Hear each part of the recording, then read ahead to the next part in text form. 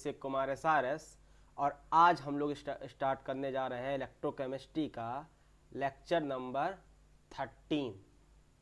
तो हमने last lecture में क्या डिस्कस कर लिया था, हमने बेसिकली क्वालिटेटिव एनालिसिस कर ली थी इलेक्ट्रोकेमिकल सेल की, और आज हम लोग जो स्टार्ट करने जा रहे हैं क्वांटिटेटिव एनालिसिस।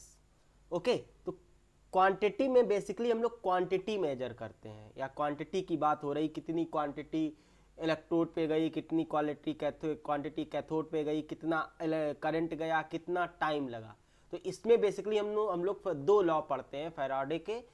तो पहला हम लोग डिस्कस करते हैं Faraday's first law of electrolysis. ठीक है, this is Faraday's first law of electrolysis. ठीक है, तो इसमें हम लोग क्या पढ़ते हैं, देख लीजिए।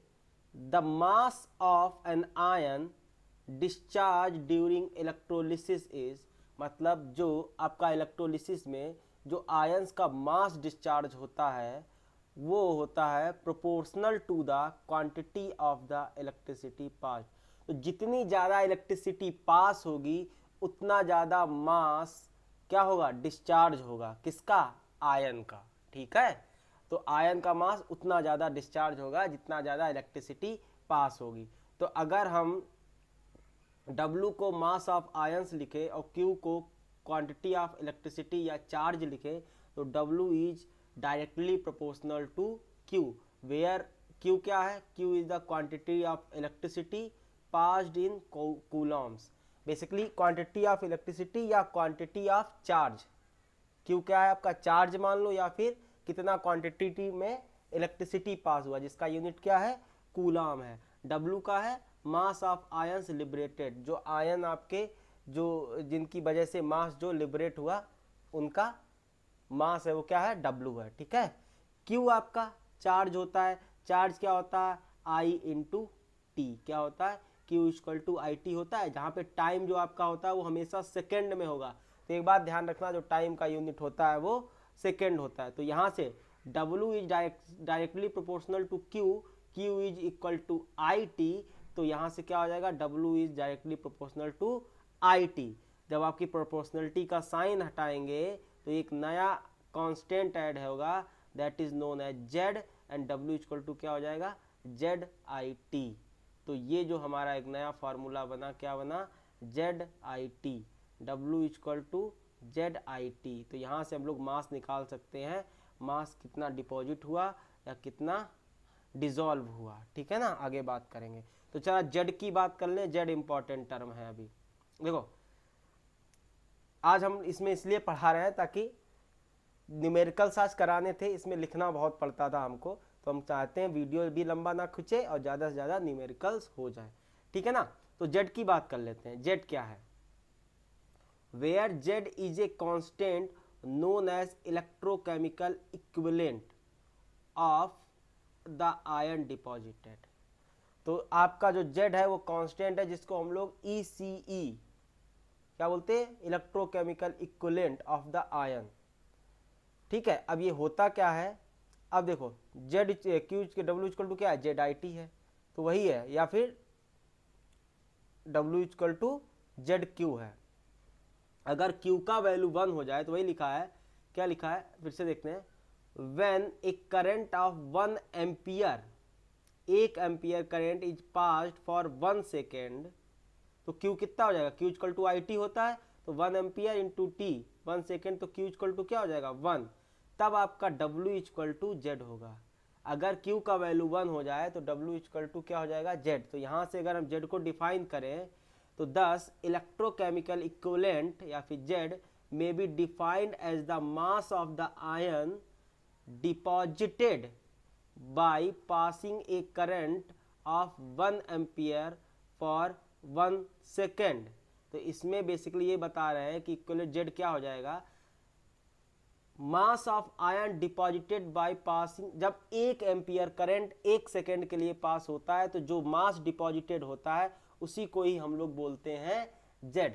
That is by passing 1 coulomb of electricity, या फिर 1 कूलम इलेक्ट्रिसिटी पास होने पर इसकी यूनिट क्या होगी? kg पर कूलम। Z की यूनिट क्या होगी? kg पर कूलाम। देख सकते हैं W/Q हो जाएगा Z, तो kg पर कूलाम। तो ये हो गई किसके बारे में बात, ये हो गई Z के बारे में बात। तो Z ध्यान रखना, Z बेसिकली क्या है, ये बेसिकली बताता है कि जब 1 कूलाम चार्ज पास होगा तो उस समय जो मास डिपॉजिट होगा वो आपका क्या होगा, वही आपका Z होगा। समझ में आ रहा है कि नहीं, वही आपका इलेक्ट्रोकेमिकल इक्विवेलेंट होगा। जरा देख लेते हैं यहाँ से। 1 फैराडे चार्ज का मतलब क्या होता है, 1 फैराडे चार्ज का मतलब होता है charge on 1 mole of electron. सबको पता है। अब 1 मोल में कितने इलेक्ट्रॉन होते हैं, Na, और 1 इलेक्ट्रॉन पे कितना चार्ज होता है, E, मतलब Na की वैल्यू 6.023 इंटू 10⁻23, और इस पे चार्ज कितना होता है एक इलेक्ट्रॉन पे, 1.602 इंटू 10⁻⁻19 के आसपास। तो इसको जब कैलकुलेट करते हैं तो हमारा जो वैल्यू आती है 96,514.8 कूलाम के आसपास आती है, जिसको हम लोग कैलकुलेशन में अप्रॉक्स इक्वल टू मान लेते हैं 96,500 कूलाम। तो 1 फैराडे पे कितना चार्ज होता है, 96,500 कूलाम, या फिर 1 फैराडे इक्वल टू कितना हो गया, 96,500 कूलाम। अब ये लास्ट लाइन है, ये इंपॉर्टेंट है। मतलब 96,500 कूलाम का मतलब होता है the charge which discharge E gram of ion, ठीक है, where is equivalent weight of ion, where is equivalent weight of ion. इस लाइन को समझो, बेसिकली E ग्राम आयन को डिस्चार्ज होने में जितना चार्ज लगता है उसको ही हम लोग 1 फैराडे बोलते हैं। और E क्या है आपका, इक्वलेंट वेट ऑफ आयन। और इक्वलेंट वेट क्या होता है, इक्वलेंट वेट आपका होता है given mass upon n factor, या sorry molecular mass upon n factor, इसी को ही बोलते हैं इक्वलेंट वेट। आपको पता होगा, ठीक है ना। तो basically equivalent weight, the charge which discharge E gram of ion where E is the equivalent weight of ion. तो मतलब E ग्राम वेट को डिस्चार्ज करने के लिए जितना चार्ज चाहिए वो होता है 1 फैराडे। तो यहां से अगर हम देखें तो ध्यान से देखना, 1 फैराडे इक्वल टू होता है Na इंटू E, और फैराडे मतलब क्या है, 96,500 कूलाम। तो यहां से क्या आ गया कि 96,500 कूलाम कितना चार्ज डिस्चार्ज करेगा, 96,000, एक बार देखना, 96,500 कूलाम कितना चार्ज डिस्चार्ज करेगा, 1 फैराडे, सॉरी कितना मास डिस्चार्ज करेगा, E ग्राम, कितना, E ग्राम। तो 1 कूलाम चार्ज कितना डिस्चार्ज करेगा, E अपॉन 96,500 ग्राम। ये किसका, देखो 1 कूलाम चार्ज जब होता है तब W कितना बराबर होता है, Z के बराबर। तो ये कितने, ये वैल्यू किसकी आ गई, ध्यान समझ लो एकदम। तो ये वैल्यू कितनी आ गई, Z। तो Z इक्वल टू यहाँ से आपका क्या आ जाएगा, E इक्वल टू 96,500 ग्राम। बस ये बात आपकी इंपॉर्टेंट है, ये भी समझ में आना चाहिए आपको, ध्यान से समझना। देखो बेसिकली 96,500 कूलाम जब चार्ज देते हैं तो कितना मास डिस्चार्ज होता है, E gram, where E is the equivalent weight. देखो ध्यान से समझो, न्यूमेरिकल्स में और समझ में आ जाएगा, ठीक है ना। तो देखो अब 1 कूलाम अगर चार्ज आपको डिस्चार्ज कराना है तो कितना मास, 1 कूलाम अगर चार्ज देते हैं तो कितना मास डिस्चार्ज होगा, E अपॉन 96,500 ग्राम। और 1 कूलाम जब चार्ज, जरा देखो ये Q इक्वल टू 1, जब 1 कूलाम चार्ज हम लोग डिस्चार्ज करते हैं पासिंग 1 कूलाम ऑफ इलेक्ट्रिसिटी, उसको क्या बोलते हैं हम लोग, Z, क्या बोलते हैं, Z। W equal to Z हो जाता है। तो Z की वैल्यू यहाँ से क्या आ गई, E upon 96,500 gram.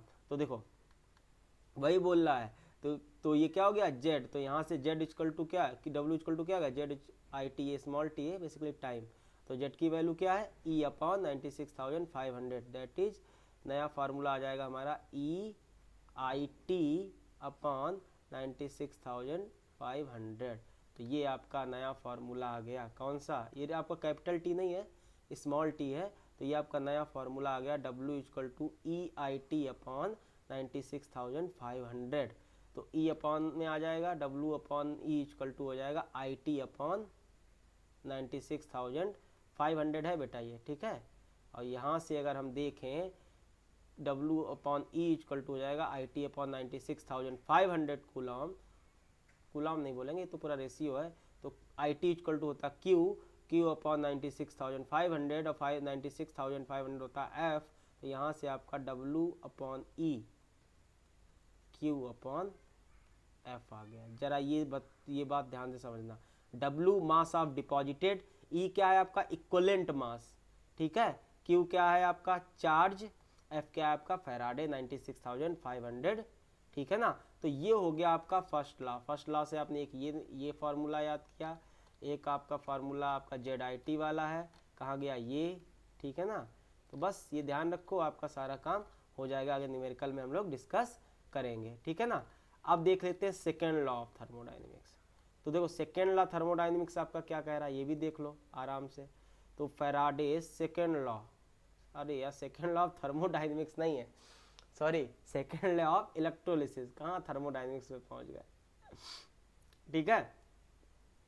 When the same quantity of electricity is passed through different electrolytes, क्या बोल रहा है, जब दो इलेक्ट्रोलाइट में सेम इलेक्ट्रिसिटी पास हो, सेम क्वांटिटी की इलेक्ट्रिसिटी पास हो, तो the masses of different ions liberated at the electrodes are directly proportional to their chemical equivalents, chemical equivalents या फिर equivalents weights। तो क्या बोल रहा है, जब दो इलेक्ट्रोलाइट्स में या सेम क्वांटिटी की इलेक्ट्रिसिटी पास होती है, तब उनका जो मास का रेशियो होता है, क्या बोल रहा है, मास का जो रेशियो होता है वो उनके इक्विवेलेंट वेट के रेशियो के डायरेक्टली प्रोपोर्शनल होते हैं, या इक्विवेलेंट वेट के रेशियो के बराबर होते हैं। मान लो दो आपके इलेक्ट्रोलाइट है, एक का suppose W1 and W2 are the weights of the elements deposited by passing a certain quantity of electricity. मान लो दो इलेक्ट्रोलाइट है, एक ये है एक ये है, इसमें W1 मास डिपॉजिट हो रहा है, इसमें W2 मास डिपॉजिट हो रहा है, समझ में आ रहा है कि,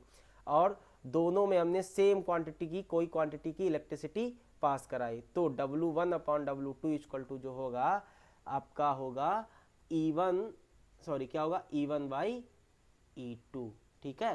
तो through their salt solution and E1 and E2 are their respective equivalent weights, then क्या हो जाएगा, W1 upon W2 equal to E1 upon E2। देखो झेल तो नहीं रहे हो ना, हाँ झेलना नहीं, बहुत आसान है, बस डायरेक्ट न्यूमेरिकल्स आते हैं और वही डायरेक्टली क्या है, अगर डेफिनेशन 1 मार्क में पूछ सकते हैं, वैसे पूछते नहीं है, ठीक है, बोर्ड के पॉइंट ऑफ व्यू से।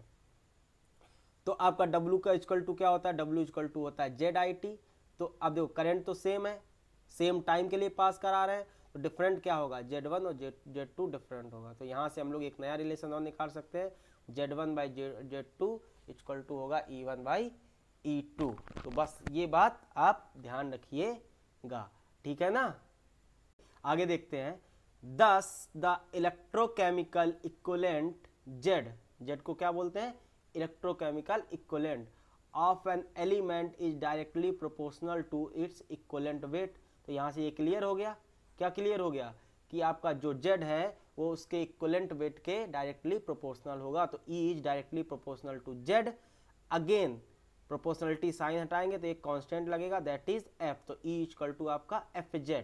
तो ये भी ध्यान रखना, ये भी एक आपका फॉर्मूला बन गया, E equal to FZ।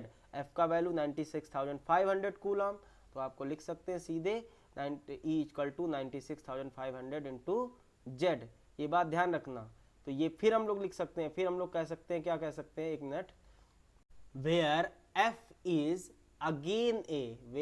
Is again a proportionality constant and has been found to be 96,500 coulomb. तो यहाँ पे भी F अगेन एक प्रोपोर्शनलिटी कांस्टेंट की तरह काम कर रहा है, जिसकी वैल्यू कितनी है, 96,500 कूलम, और इसको हम लोग क्या बोलते हैं, फैराडे। तो यहाँ से E इक्वल टू कितना आ गया, E equal to 96,500 into Z, ठीक है।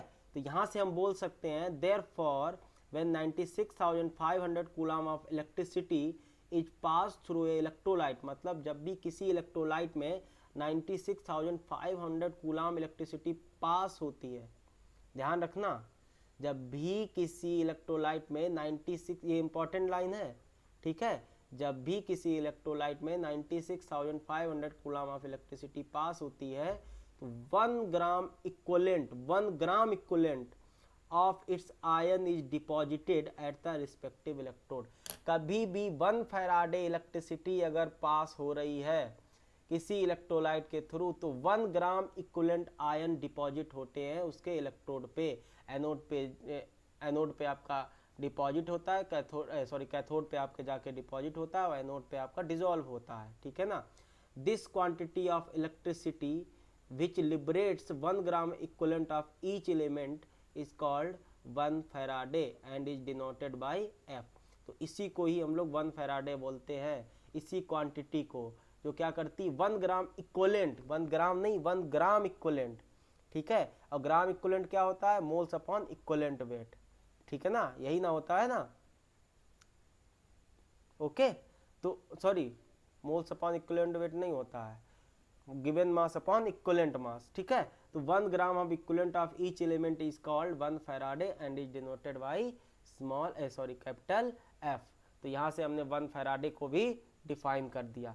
तो ये हो गए आपके second law and first law of Faraday in electrolysis. ये आपकी बेसिकली क्वांटिटेटिव एनालिसिस दिखाते हैं। तो ये दोनों लॉ हो गए, आई थिंक क्लियर हो गए होंगे।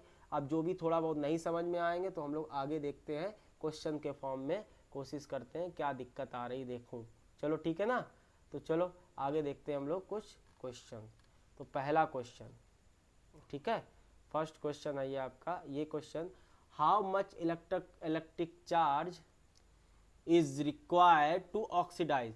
तो इसमें आपसे इलेक्ट्रिक चार्ज की वैल्यू पूछ रहे हैं, ठीक है। इलेक्ट्रिक चार्ज बेसिकली क्यू की वैल्यू पूछ रहे हैं। How much electric charge is required to oxidise. तो पहला पार्ट है 1 मोल ऑफ H2O को O2 में ऑक्सीडाइज करने के लिए कितना चार्ज चाहिए होगा। तो देखो ये रिएक्शन आपने बहुत बार पढ़ी है, ठीक है। तो अगर देखें तो 1 मोल के लिए जैसे H2O जब ऑक्सीडाइज होगा किसमें, O2 में, ठीक है, O2 में, ओके, और 2H प्लस, ठीक है। अब ये क्या है, अब इसको हमें बैलेंस करना पड़ेगा। बैलेंस रिएक्शन क्या हो जाएगी, 2H प्लस 2 इलेक्ट्रॉन। तो बैलेंस के बिना कोई इसका वजूद नहीं है। 1 मोल जब H2O आपका ऑक्सीडाइज होता है तो आपका क्या बनाता है ऑक्सीजन में, तो कितना मोल इलेक्ट्रॉन लूज करता है, तो बेसिकली ये 2 मोल इलेक्ट्रॉन लूज करता है, ठीक है। मतलब 1 मोल आपका वाटर मॉलिक्यूल है और ये कितना मोल इलेक्ट्रॉन लूज कर रहा है, 2 मोल। तो इस पे चार्ज कितना हो जाएगा, चार्ज इस पे हो जाएगा Q इक्वल टू 2 इलेक्ट्रॉन के बराबर, बेसिकली 2 इंटू 96,500 कूलम। समझ में आ रहा कि नहीं। तो वो हो जाएगा आपका 1 पॉइंट, एक मिनट कैलकुलेट कर लेता हूँ, 1.93 इंटू 10⁵ कूलम। समझ में नहीं आया क्या, देखो ना फिर से देखो, देखो अब ये 1 मोल वाटर मॉलिक्यूल 2 मोल इलेक्ट्रॉन लूज कर रहा है, ठीक है। तो 1 मोल इलेक्ट्रॉन पे 1 फैराडे चार्ज होता है, 2 मोल इलेक्ट्रॉन पे 2 फैराडे होगा, बस। तो 2F हो गया। और बैलेंसिंग आती है ना, देख लो फिर से देख लो क्या हुआ यहाँ पे, हुआ क्या, H2O किस में कन्वर्ट हो रहा है, ऑक्सीडाइज हो रहा है। फिर से देखो, मैं फिर से करके दिखा रहा हूँ, 1 मिनट रुको आप लोग, ठीक है। तो जिसको बैलेंसिंग नहीं आती सीख लो, बिना बैलेंस के अगर ये सब नहीं आएगा तो आप नहीं कर पाओगे। देखो 1 मोल है आपका, कहाँ गया, अरे यार पेन नहीं मिल रहा, हाँ 1 मोल ऑक्सीजन में जा रहा है O2। अब यहाँ पे ऑक्सीजन की ऑक्सीडेशन स्टेट कितनी है, -2, कितनी है, -2। यहाँ पे कितनी है, 0। तो -2 से 0 आया तो कितने इलेक्ट्रॉन इसने लूज किए, 2 इलेक्ट्रॉन इसने लूज किए, ठीक है। तो ये हो गया ऑक्सीडेशन, ठीक है। अब इसको बैलेंस करेंगे, बैलेंस कैसे करेंगे, पहले हम लोग एटम बैलेंस करेंगे। एटम है नहीं हाइड्रोजन और ऑक्सीजन के अलावा, तो यहाँ पे हाइड्रोजन और ऑक्सीजन ही है। तो अब इसके बाद हाइड्रोजन बैलेंस करेंगे। तो यहाँ पे 2H है तो क्या करेंगे, 2H प्लस, ठीक है। ऑक्सीजन कितना है, ऑक्सीजन 1 है तो यहाँ पे 2 है तो इसको लिख देंगे 1/2 ऑक्सीजन। तो हो गई बैलेंस रिएक्शन, ठीक है, समझ गए। तो देखो सेकेंड पार्ट इसका देख लो, बी पार्ट। बी पार्ट बोल रहा है 1 मोल ऑफ FeO किसमें जा रहा है, Fe2O3 में। बेसिकली जो आपका FeO है किसमें बेसिकली ऑक्सीडाइज हो रहा है, Fe2O3। यहाँ पे Fe किसमें है, यहाँ पे Fe+2 में है। यहाँ पे Fe कितना है, 2 6 6, तो यहाँ पे Fe कितना है +3 में, ठीक है। तो मतलब +3 में जाने के लिए इसने कितना इलेक्ट्रॉन लूज किया, 1 इलेक्ट्रॉन लूज किया। बात समझना है एकदम ध्यान से।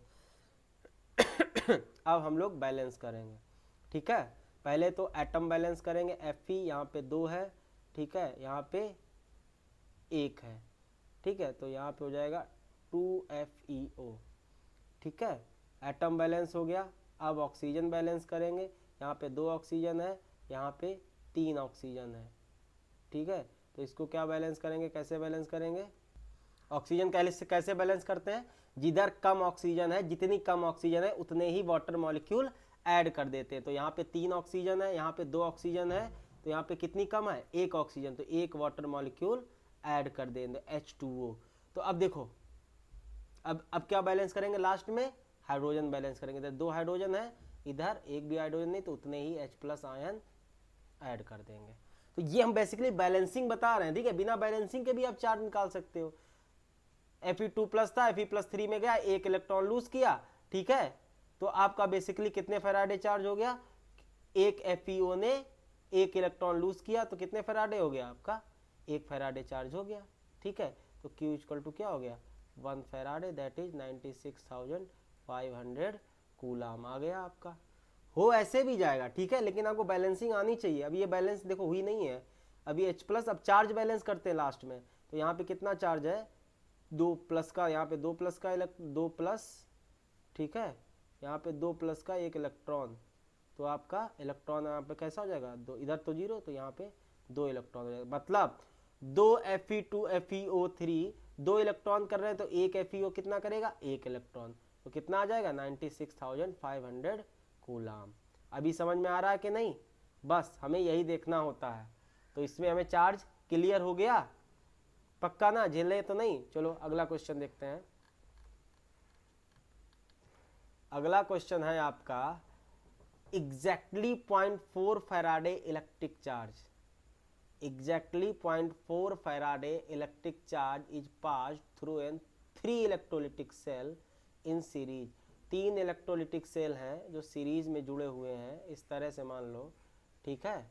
इस तरह से 3 इलेक्ट्रोलिटिक सेल सीरीज में, एक मिनट, सीरीज में जुड़े हुए हैं, ठीक है ना, ऐसे हम सिंबल दिए दे रहे हैं, ओके। अब इसमें क्या कर रहा है, सेल सीरीज में है, तो सब में कितना चार्ज जा रहा है, एग्जैक्टली 0.4 फैराडे इलेक्ट्रिक चार्ज जा रहा है, कितना, 0.4 Faraday.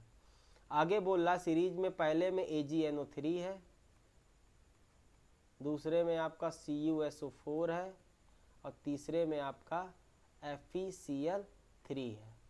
How many gram of each metal will deposited assuming only cathodic reaction in each cell.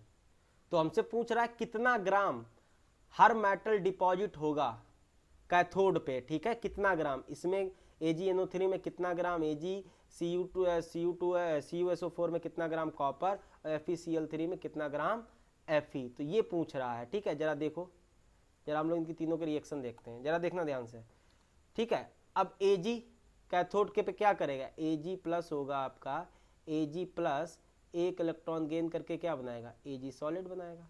तो बेसिकली ये क्या दिखा रहा है, 1 मोल ने 1 मोल इलेक्ट्रॉन गेन किया, कितना, तो 1 मोल, तब ना Ag बनाया। तो इस पे क्या पूछ रहा है, कितना ग्राम, अगर 1 मोल होता है तो 1 मोल पे कितना चार्ज होता है, 1 फैराडे, ठीक है। तो बेसिकली अगर बोला जा रहा है Ag यहाँ पे अगर 1 फैराडे अगर हम लोग चार्ज लेते हैं तो 108 ग्राम डिपॉजिट होता है, यही तो होता है ना मास, और इसका एन फैक्टर 1 है, तो 108/1।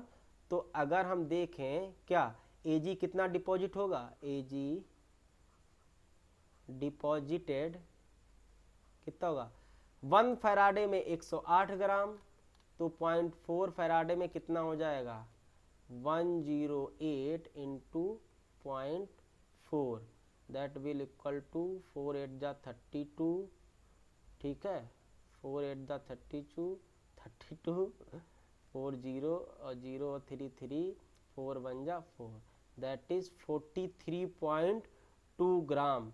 ये बात समझे नहीं हो गया, हमें लगता झेल गए हो गए। देखो फिर से समझो, बोल रहा है कि अगर 1 फैराडे चार्ज अगर देते हैं, मतलब 1 मोल इलेक्ट्रॉन, अगर 1 फैराडे चार्ज देते हैं तो ये 1 मोल क्या बनाएगा, Ag। कितना बनाएगा, 1 मोल Ag बनाएगा। ठीक है, क्यों, और इसका क्या होता है, क्योंकि ग्राम इक्विवेलेंट कितना है इसका 108 ही है, क्योंकि इसका सॉरी इक्विवेलेंट मास कितना है 108 ही है, क्योंकि इक्विवेलेंट मास क्या होता है molecular mass upon n factor, और इसका मॉलिक्यूलर मास एन फैक्टर कितना है 1। तो basically 1 Faraday charge 1 gram equivalent, या समझ में 1 ग्राम इक्विवेलेंट आपका क्या बनाता है, मास डिपॉजिट करता है। ठीक है, तो यहाँ से हमारा क्या आ गया, Ag डिपॉजिटेड कितना होगा 108 इंटू, तो 0.4 फैराडे क्या करेगा 108 into 0.4 that is 43.2 gram. Similarly हम लोग कॉपर क्या होगा, 1 मिनट, कॉपर हमारे पास है क्या होगा Cu2 प्लस जो होगा 2 इलेक्ट्रॉन गेन करके Cu बनाएगा।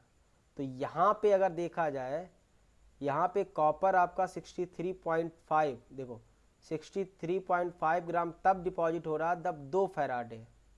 ठीक है, 2 फैराडे चार्ज देते हैं तो 63.5 ग्राम डिपॉजिट होता है, या फिर 1 मोल डिपॉजिट होता है। तो अगर तो 1 फैराडे के लिए कितना होगा, 1 फैराडे के लिए होगा ये 63.5 अपॉन 2 दैट इज कितना हो जाएगा, यहाँ पे 2 आपका क्या है एन फैक्टर। ठीक है, तो 63.5 अपॉन 2 कितना हो जाएगा 31। ठीक है, कितना हो जाएगा 31 पॉइंट कितना 31 दूना 31.75। तो बेसिकली 1 फैराडे जब चार्ज पास होता है तो जो कॉपर डिपॉजिट होता है वो 31.75 ग्राम होता है। तो यहाँ पे 0.4 फैराडे के लिए कितना होगा 31.75 इंटू 0.4। ठीक है, तो दैट विल इक्वल टू 4 पंचे 20, 4 से 28, 2 30, 4 एकम 4, 3 7, 4 3 12, तो ये हो जाएगा 1 2 3 12.7, कितना हो जाएगा 12.7 ग्राम।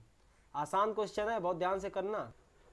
सिमिलरली हम इसमें भी कर सकते हैं। यहाँ पे क्या है आपका Fe3 प्लस है, Fe3 प्लस 3 इलेक्ट्रॉन गेन करके क्या बनाएगा Fe प्लस Fe सॉलिड। तो बेसिकली यहाँ क्या हो रहा है, यहाँ पे आपका Fe का मॉलिक्यूलर वेट होता है कितना 56। बेसिकली 3 फैराडे चार्ज आने पे ये कितना ग्राम डिपॉजिट हो रहा है 56 ग्राम। कितना 56 ग्राम। बेसिकली 3 फैराडे में अगर 56 ग्राम हो रहा है, 3 फैराडे में जो डिपॉजिट हो रहा है Fe वो 56 ग्राम हो रहा है, तो 1 फैराडे में होगा आपका 56/3। आप नॉर्मली यूनिटरी मेथड से भी निकाल सकते हो। ठीक है, अगर आपको इक्विवेलेंट वेट वाला कॉन्सेप्ट नहीं समझ में आ रहा तो देखो यूनिटरी मेथड से हो रहा है। 3 फैराडे 56 ग्राम डिपॉजिट कर रहा है, 1 फैराडे 56/3 करेगा, तो 0.4 फैराडे कितना करेगा, तो 0.4 फैराडे करेगा 56/3 इंटू 0.4। ठीक है, तो ये आपका हो गया, ये आ जाएगा आपका, कैलकुलेट करूंगा अगर मैं ये आ जाएगा आपका 1 मिनट, हाँ 7.47 ग्राम। कितना आ जाएगा 7.47 ग्राम।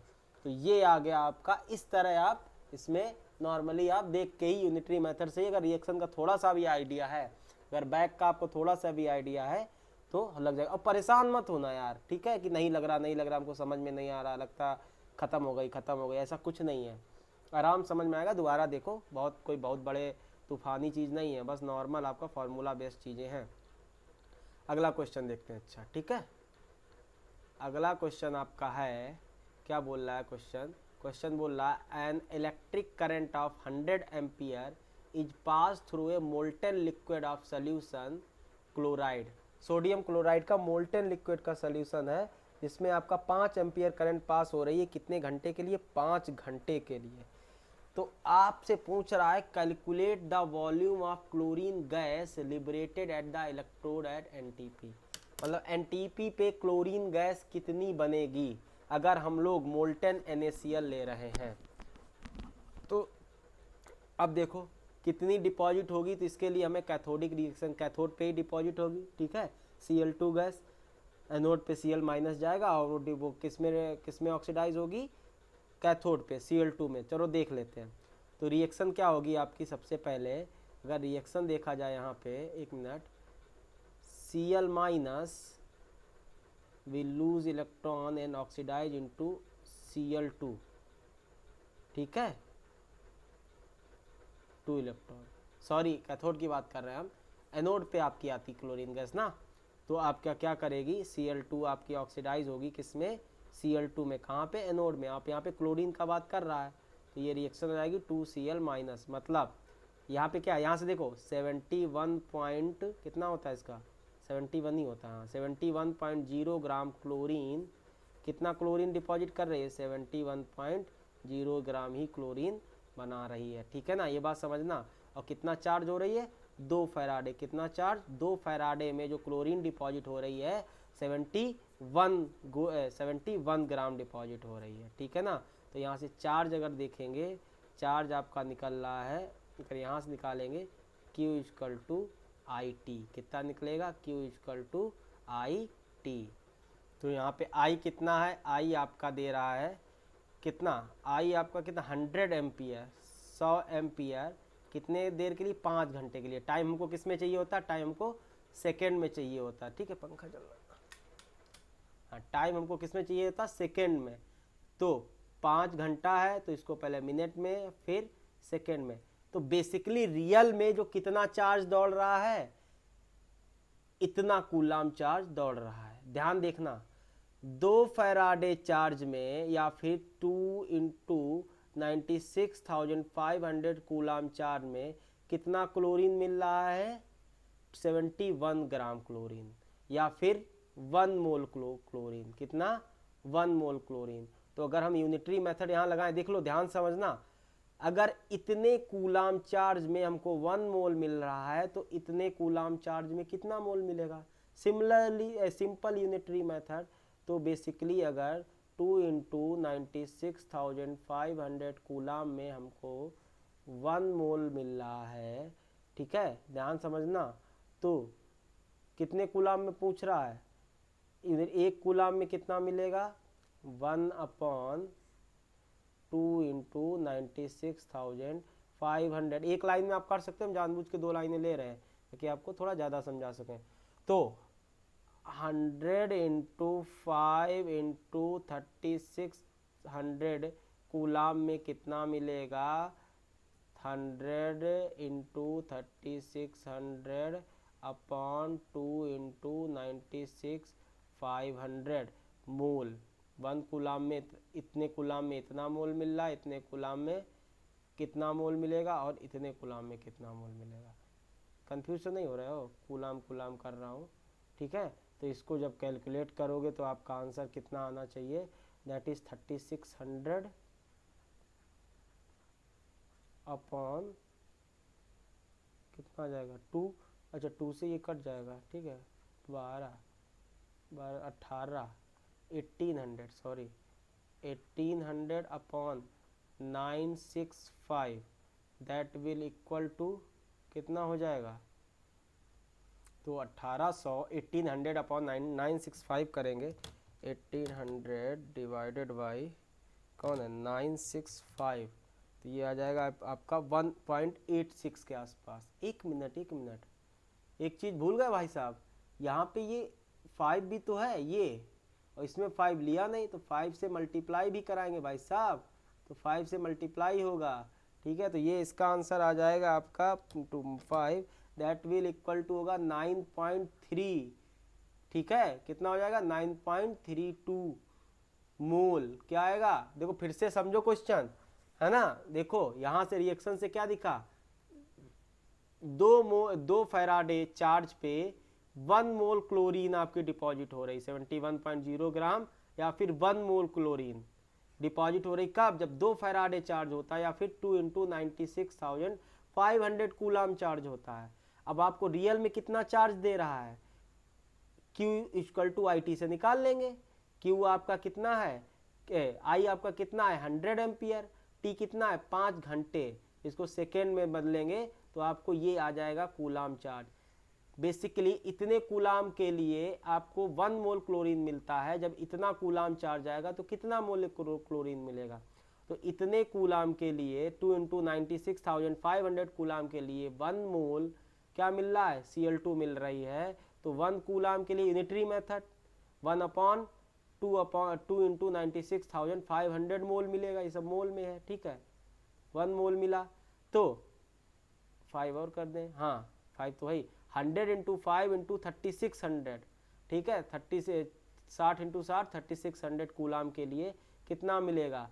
तो क्या हो जाएगा? वही यूनिटरी मेथड 1 वाले से मल्टीप्लाई कर देंगे तो 100 इंटू 3600 इंटू 5/2 इंटू 96,500, इसको कैलकुलेट करेंगे तो आ जाएगा 9.32 मोल। अभी देखो, अब हमसे पूछ क्या रहा है? हमसे मोल नहीं पूछ रहा, हमसे एनटीपी पे वॉल्यूम पूछ रहा है।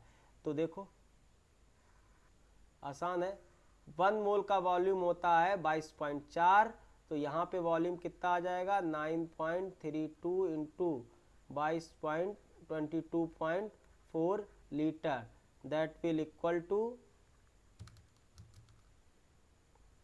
208.91 लीटर। ये हो गया आंसर। नहीं समझ में आया प्लीज़ फिर से समझना, ठीक है। ये बहुत आसान है, बस जस्ट आपको ये जो इक्वेशंस होती हैं वो एनालाइज करनी होती हैं, आपको सब कुछ क्लियर हो जाता है, ठीक है ना। अब हम लोग आगे देखते हैं। तो अभी तक हमने फैराडे लॉ पे क्वेश्चन किए थे, इतने कर लिए हैं, आपको आइडिया लग गया होगा। बाकी आप और क्वेश्चन प्रैक्टिस करना, आपके पास जो भी आपके पास मटेरियल हो, एनसीईआरटी हो, जो भी बुक हो उससे, ठीक है, सारे क्वेश्चन बनेंगे। आप बेसिकली कॉन्सेप्ट समझो कि फैराडे लॉ क्या होता है और कैसे अप्लाई किया जाता है। तो अब एक और चीज़ देख लेते हैं इसी फैराडे लॉ से रिलेटेड। हेडिंग डाल लो, हेडिंग है आपकी कैलकुलेशन ऑफ, इस वाले बोर्ड पे राइटिंग नहीं अच्छी आती मेरी। Calculation of thickness of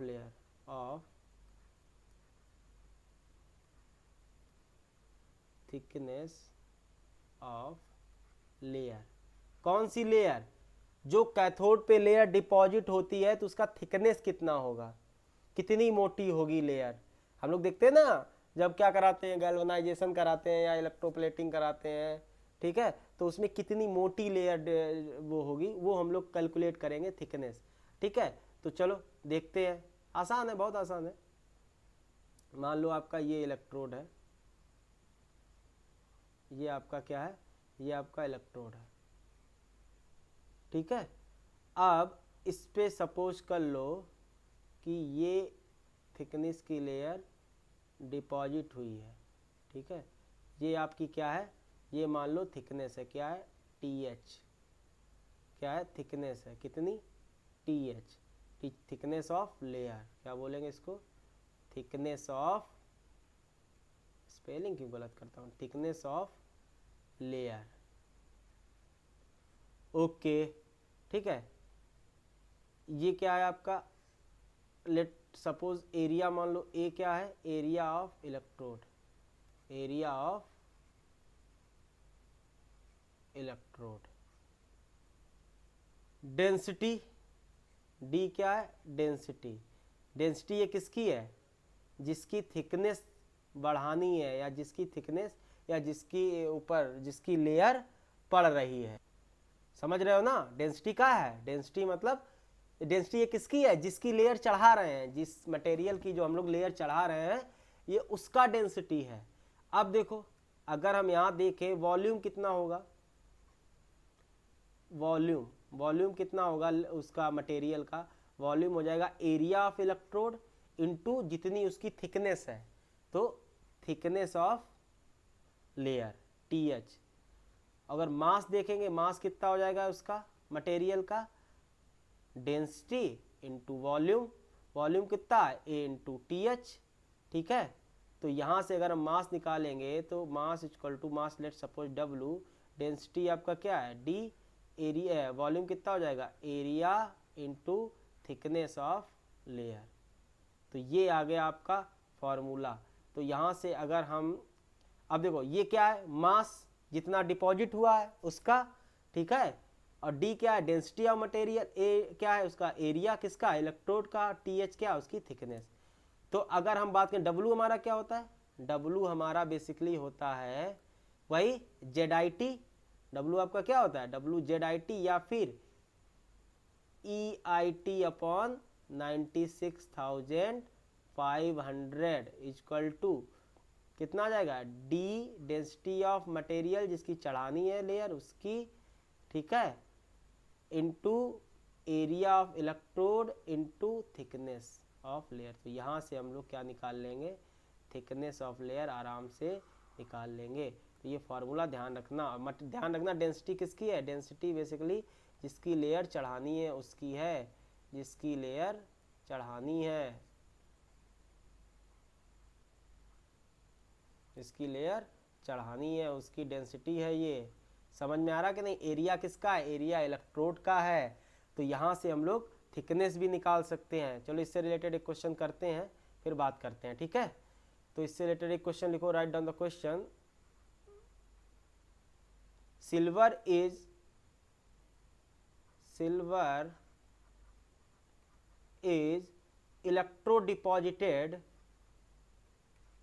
electro deposited on a vessel of total surface area is 1000 centimetre square. कितना है, 1000 सेंटीमीटर स्क्वायर। तो जिस सिल्वर किसी वेसल पे डिपॉजिट करनी है जिसका टोटल सरफेस एरिया दिया गया 1000 सेंटीमीटर, अरे यार 1000 centimetre square, by passing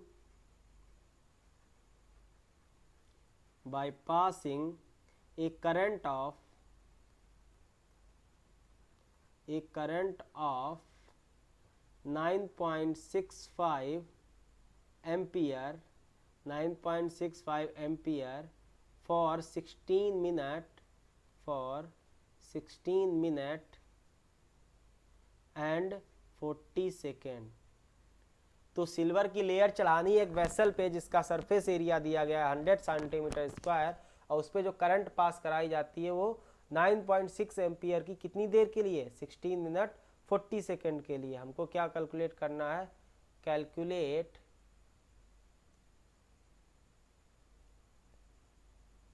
thickness of silver,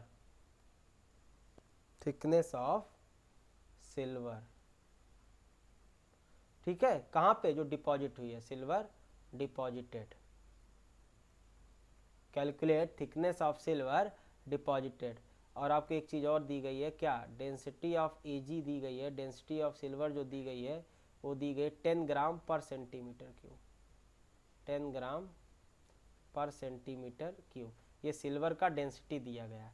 अब आपको थिकनेस निकालनी किसकी, लेयर की। तो लेयर की थिकनेस आपकी क्या होगी, density into area into thickness, क्या होता है, E I T, equivalent weight of silver into current into time upon 96,500। तो क्या हो जाएगा, डेंसिटी दिया गया है 10, एरिया दिया गया है 1000 सेंटीमीटर स्क्वायर, थिकनेस हमें निकालनी है।